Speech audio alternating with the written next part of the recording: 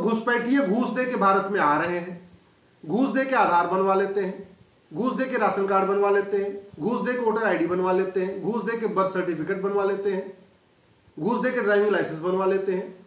और अब तो वो घूस दे के सरकारी मकान वाली जो योजना है, मुफ्त में मकान दिया जा रहा है, वो मकान भी ले रहे हैं। दिल्ली में 5 लाख से ज्यादा घुसपैठिए रहते हैं। 2017 में मैंने पीआईएल फाइल किया था सुप्रीम कोर्ट में। उस समय मैंने कहा था कि दिल्ली में 5 लाख घुसपैठिए हैं। दिल्ली सरकार को सुप्रीम कोर्ट ने नोटिस जारी किया है, लेकिन आज तक दिल्ली सरकार ने अपना स्टैंड क्लियर नहीं किया कि वो रोहिंग्या बांग्लादेशियों को निकालना चाहते हैं या नहीं। इस कोविड महामारी के दौरान जो सबसे ज्यादा फायदा पहुंचाया है दिल्ली सरकार ने, वो रोहिंग्या बांग्लादेशी घुसपैठियों को दिया है। रोहिंग्या बांग्लादेशी घुसपैठियों को दिल्ली सरकार ने केवल मुफ्त में अनाज नहीं दिया है, बल्कि उनका राशन कार्ड भी बनवाया है, बिजली का कनेक्शन भी दिया है। जब उनके पास राशन कार्ड हो गया, बिजली का बिल उनके पास हो गया, अब उसी को दोनों डॉक्यूमेंट को यूज करके उन्होंने आधार बनवा लिया। जब 3 डॉक्यूमेंट हो गए तो थोड़ा और उन्होंने पैसे खर्च किए, घूस दिया, और उसके बाद उन्होंने वोटर आईडी में अपना नाम जुड़वा लिया।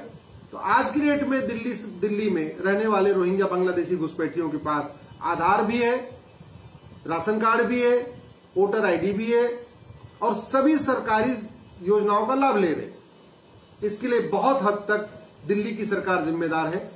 मैं केजरीवाल जी से रिक्वेस्ट करता हूं, सुप्रीम कोर्ट में मैटर चल रहा है, 2017 से चल रहा है। आपकी सरकार सुप्रीम कोर्ट में अपना स्टैंड क्यों नहीं क्लियर कर रही है? आप घुसपैठियों के पक्ष में हैं, या घुसपैठियों को निकालना चाहते हैं, या घुसपैठियों को परमानेंट यहीं बसाना चाहते हैं? अपना स्टैंड क्लियर करिए। आप सुप्रीम कोर्ट में कुछ जवाब नहीं दे रहे, और आपके नीचे मातहत अधिकारी घुसपैठियों का राशन कार्ड बनवा रहे हैं, वोटर आईडी बनवा रहे हैं, आधार बनवा रहे हैं, सब कुछ उनको डॉक्यूमेंट दे रहे हैं। तो कल को अगर एनआरसी लागू भी होगी तो कोई फायदा क्या होगा? उनको पहचान करना बहुत मुश्किल हो जाएगा। दिल्ली में हनुमान जयंती के दिन शोभा यात्रा निकाली गई। उस शोभा यात्रा पे बहुत बड़ा हमला हुआ है। उस हमले के बाद लोग वीडियो भी शेयर कर रहे हैं। सब ये कह रहे हैं घुसपैठियों ने हमला किया। पूरे देश भर से सोशल मीडिया में सब केवल ये बताने में लगे हुए हैं कि हां, घुसपैठियों ने हमला किया और हनुमान जयंती के ऊपर शोभा यात्रा पे हमला किया। लेकिन कोई भी इसका मूल कारण बताने के लिए तैयार नहीं है, और कोई आगे से ऐसा हमला ना हो उसका समाधान बताने के लिए तैयार नहीं। ये वीडियो मैं इसीलिए बना रहा हूं क्योंकि अगर आप देखें, सब समस्या बता रहे हैं। समस्या क्या है, समस्या क्या है, समस्या क्या है? घुसपैठ घुसपैठ घुसपैठ, रोहिंग्या बांग्लादेशी सब बता रहे हैं। कोई ये नहीं बता रहा ये रोहिंग्या बांग्लादेशी आ कैसे रहे हैं, ये रोहिंग्या बांग्लादेशियों को कैसे बाहर निकाला जाए, और फ्यूचर में रोहिंग्या बांग्लादेशी ना आए उसका क्या करना है। मेरा व्यक्तिगत मानना यह है कि सच्चाई अगर कड़वी हो तो भी बोलना चाहिए। लेकिन यह दुर्भाग्य की बात है, हमारे देश में अपने आप को देशभक्त कहने वाले लोग भी सोशल मीडिया में समस्या तो बता रहे हैं, लेकिन मूल कारण नहीं बता रहे, परमानेंट सोल्यूशन नहीं बता रहे, क्योंकि मूल कारण कड़वा है। परमानेंट सोल्यूशन उसका कड़वा है, इसलिए उसकी चर्चा नहीं करना चाहते। बस ये बता रहे घुसपैठी बहुत ज्यादा आ चुके हैं, बांग्लादेशी बहुत आ गए हैं, रोहिंग्या बहुत आ गए हैं, अभी हम हनुमान जयंती नहीं निकाल पा रहे हैं, 10 साल के बाद हम तो शव यात्रा भी नहीं निकाल पाएंगे। सब ये बता रहे हैं 10 साल के बाद क्या खतरा होगा, 20 साल के बाद क्या खतरा होगा, सब बता रहे हैं। सोल्यूशन कोई नहीं बता रहा। कड़वी सच्चाई ये है कि बांग्लादेश के बॉर्डर पे ये रोहिंग्या और बांग्लादेशी 2000 से 3000 रुपए दे के आते हैं। ये कड़वी सच्चाई है।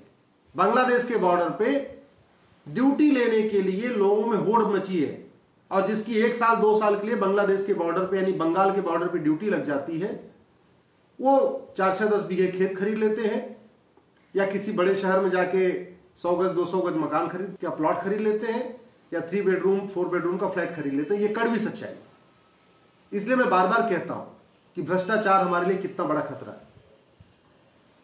और बंगाल के बॉर्डर पे जो 2000 रुपए 3000 रुपए लेके उनको एंट्री करा रहे हैं, वो हमारे और आपके भाई बंधु हैं। वो विदेश से नहीं आए हैं, वो कोई पाकिस्तान से नहीं आए, भारत के ही रहने वाले हैं, और हमारे आपके ही रिश्तेदार नातेदार भाई बंधु हैं। जो बांग्लादेशियों को एंट्री करवा रहे हैं 2000 से 3000 रुपए लेके। और उसके बाद वो जब बांग्लादेशी वहां से आते हैं, जैसे बंगाल में एंटर करते हैं, तो उनको 1000 रुपए 2000 रुपए लेकर के आधार देने वाले भी हमारे और आपके भाई बंधु हैं, वो भी कोई विदेशी नहीं है। 2000 रुपए में राशन कार्ड देने वाले भी, उनका जो राशन कार्ड बनाते हैं वो भी, जो लेखपाल पटवारी हैं सरकारी कर्मचारी, वो भी भारत के रहने वाले हैं। 3000 रुपए में जो उनका बर्थ सर्टिफिकेट बना रहे हैं, 3000 4000 रुपए लेके जन्म प्रमाण पत्र बना रहे हैं घुसपैठियों का, वो भी भारत के कर्मचारी है, भारत के निवासी हैं, हमारे आपके भाई बंधु हैं। 4000 5000 रुपए लेके जो ड्राइविंग लाइसेंस बनवा रहे हैं घुसपैठियों का, वो भी यहीं के रहने वाले। तो घुसपैठिए घूस दे के भारत में आ रहे हैं, घूस दे के आधार बनवा लेते हैं, घूस दे के राशन कार्ड बनवा लेते हैं, घूस दे के वोटर आईडी बनवा लेते हैं, घूस दे के बर्थ सर्टिफिकेट बनवा लेते हैं, घूस दे के ड्राइविंग लाइसेंस बनवा लेते हैं। और अब तो वो घूस दे के सरकारी मकान वाली जो योजना है, मुफ्त में मकान दिया जा रहा है, वो मकान भी ले रहे हैं। मुफ्त में जो गैस सिलेंडर मिल रहा है वो भी ले रहे हैं। जब भाई उनके पास 4 कागज हो गया, 5 कागज हो गया और डॉक्यूमेंट उनके पास रेडी हो गया, तो आप उनको कैसे कहोगे ये विदेशी हैं कि भारत के? ये सच्चाई है। भारत में 5 करोड़ से ज्यादा घुसपैठिए हैं।